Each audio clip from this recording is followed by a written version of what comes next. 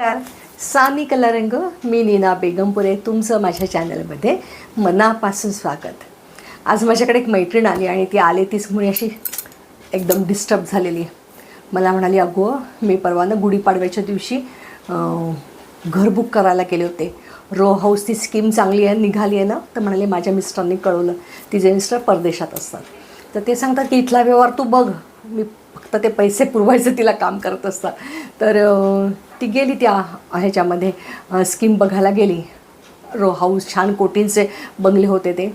तर तिच्याकडे कुठल्याच सेल्समननी लक्षच दिलं नाही, ना कुठल्या ऑफिसरनी लक्ष दिलं नाही, किंवा त्यांचे जे सेल्समन्स असतात दाखवायसाठी उत्सुक असतात कोणी नाही. ती आपली किती वेळ तरी बसली नंतर आलेल्या लोकांना ते सेल्समन्स अगदी प्रत्येकाचं एक काउंटर ठरलं असंच अगदी समजून सांगत होते.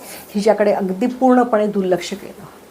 शेवटी ती चिडून उठली आणि त्या एका ऑफिसरला मोठ्या जाऊन भेटली आणि म्हणाली, अहो मी गेले 1-2 तास बसलेले आहे इथे आणि तुमचा एकही सेल्समन माझ्याकडे डुंकून बघायला तयार नाही. तेव्हा मी तिला म्हटलं, अगं तू म्हणजे मला माहिती आहे ती कशी राहते, राहणीमान तिचं कसं आहे ते. तर म्हटलं, अगं तू कशी केली होतीस? म्हणजे त्यात काय, माझे मी जे ड्रेस घालते तेच, त्यात काय दाखवायचं, मला घर घ्यायचं होतं. तर म्हटलं नाही, ज्यावेळेस तुम्हाला असं वाटतं की आपल्याकडे कोणीतरी लक्ष द्यावं तेव्हा तुमची पर्सनॅलिटी पण तेवढीच आकर्षक असली पाहिजे. आज तुम्ही एवढं कोटींचं घर घेत आहात तेव्हा असे गबाळे कुठल्या तरी ड्रेस घालून गेलं तर चालेल का? पहिलं इम्प्रेशन हे कपड्यांवरच पडतं. आपण म्हणतो की नाही बुद्धीचं इम्प्रेशन पडतं, पण कधी जेव्हा तुम्ही बोलायला लागाल तुम्ही तोंड उघडल्यावर तुमची लायकी कळते. पण सुरुवात पहिले जी इम्प्रेशन पडतं ते कपड्यांवरच पडतं. त्यामुळे एवढी जेव्हा तुम्ही कोटींची खरेदी करता तेव्हा तुम्ही वेल ड्रेस जाणं गरजेचं आहेच. नाहीतर त्यांनी अगदी तिला म्हणजे क्षुल्लक समजलं की ही बाई काय घेणार आहे एवढं कोटींचं घरी, जी ऐपत नाही, उगीचच टाईमपास करायला आली असेल असं त्यांनी गृहीत धरलं होतं. तिच्या बाबतीत असं एक मत केलं होतं. तर तिनेसुद्धा तेवढं टापटीप जाणं गरजेचं होतं. बघा तुम्ही, आपण साड्यांच्या दुकानात जर गेलं आणि आपण जर छान साडी नसेल नेसलेली किंवा अशी डल साडी नेसली तर तो बरोबर जो सेल्समन असतो तो आपल्याला बरोबर जोखतो आणि आपल्यासमोर तशाच साड्या टाकत जातो. मग आपण म्हणतो, अहो ते तिकडच्या काउंटरवर किती छान साड्या, तशाच माझ्यासमोर का नाही दाखवत आहे, मला का नाही दाखवत आहे. तर तो सुद्धा आपल्याला तुमच्या जे नेसून गेलेला आहात साडी, बाह्य पेहराव त्याच्यावरच तो तुम्हाला जोखलेला असतो. तेव्हा कधी पण बाहेर जाताना तुम्ही जेव्हा अगदी सोन्याची खरेदी करणं आपल्या आवाक्यातली बाहेरची गोष्ट झाली आहे, पण जेव्हा तुम्ही असं काहीतरी मौल्यवान खरेदी करता किंवा तुम्हाला असं वाटतं की जिथे माझं इम्प्रेशन पडलं पाहिजे तेव्हा तुम्ही टापटीप जाणं हे गरजेचं आहेच. छान ड्रेस होणं, छान कपडे घालणं, शरीर फक्त झाकणं, कपड्यांचं काम फक्त शरीर झाकणं नाही, तर त्यातून तुमचं जो ॲटिट्यूड आहे, तुमचा चॉईस काय आहे, तुम्ही काय तुमचं व्यक्तिमत्व आहे हे त्यातून दिसून येतं. छोटे छोटे बदल तुम्ही आयुष्यामध्ये स्वीकारू शकता का हे त्यातून कळतं. तुम्ही मोठ्या बदलाला सामोरं जाऊ शकता का हे एखादा जाणकार नक्की तुमच्या कपड्यांवरनं शोधू शकतो, सांगू शकतो.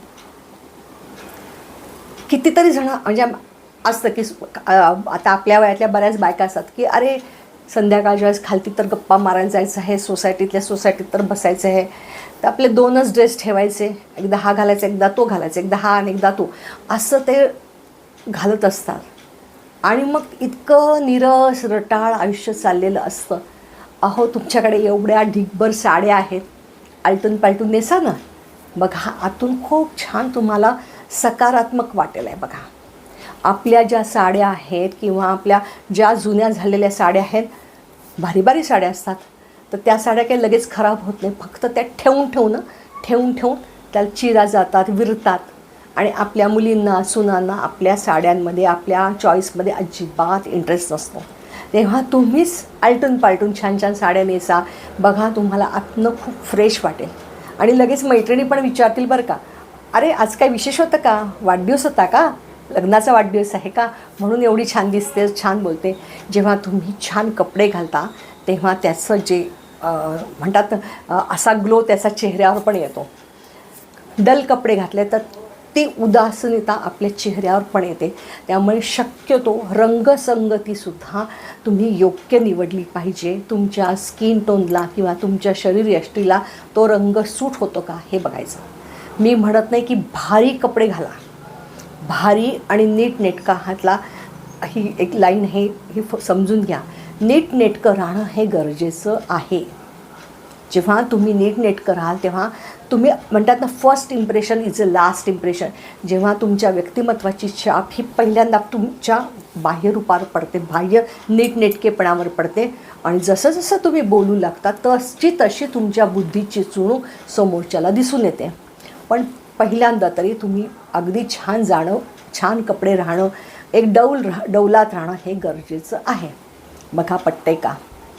आमच्या इथे 2 सिनियर सिटीजन गप्पा मारताना सहज कानावर पडलं.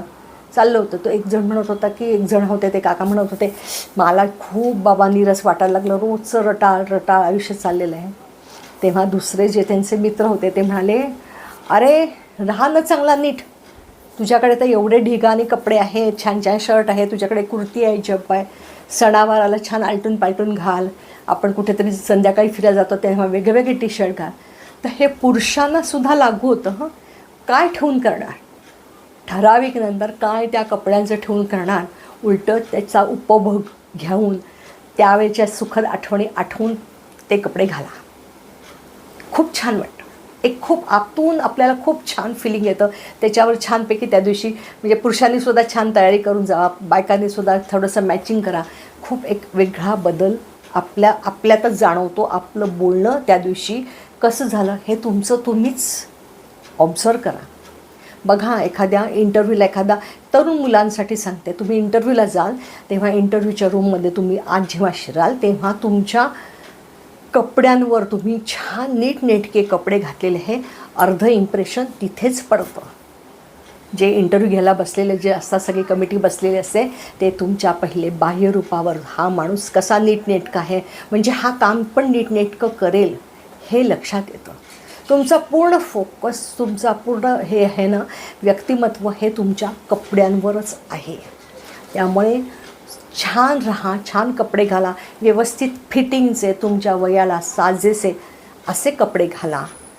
मी अजिबात परत एक उल्लेख करते की जगामगा मला बघा टकामका असं नाही, किंवा खूप भारी घालायचं असं नाही.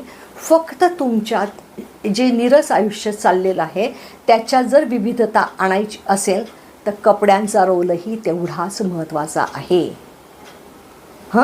तर तेव्हा तुम्ही तुमच्याकडे आहे तेच, दररोज काय आपण विकत आणायला जाणार नाही. आता तर काय होतं, ठराविक वयानंतर विकत जाऊन आणायचं एक हे होतं की आता काय कशासाठी, पण आहे तो ढीग तरी आहे ना, तो तरी तुम्ही छान आलटून पालटून घाला आणि बघा मग तुम्हाला आयुष्य किती बदललेलं जाणवेल. खूप सकारात्मक तुमचं आयुष्याकडे बघण्याचा दृष्टिकोन होईल.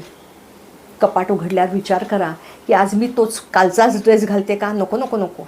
छान ठेवणीतली साडी काढा, बघा, तयार होऊन खाली जा आणि मैत्रिणी काय म्हटल्या ते मला कॉमेंट्समध्ये सांगा आणि मला नक्की कळवा की तुम्हाला हा बदल आवडतो आहे का. आणि परत एकदा सांगते की आपल्यासाठी छान आयुष्य जगायचं, एक छान पर्सनॅलिटी, एक उत्साहवर्धक, लोकांनी म्हटलं पाहिजे अरे बापरे किती यांच्यात या वयातसुद्धा उत्साह आहे. तर असं छान व्यक्तिमत्व म्हणून तुम्ही ओळखलं गेलं पाहिजे असं मला वाटतं.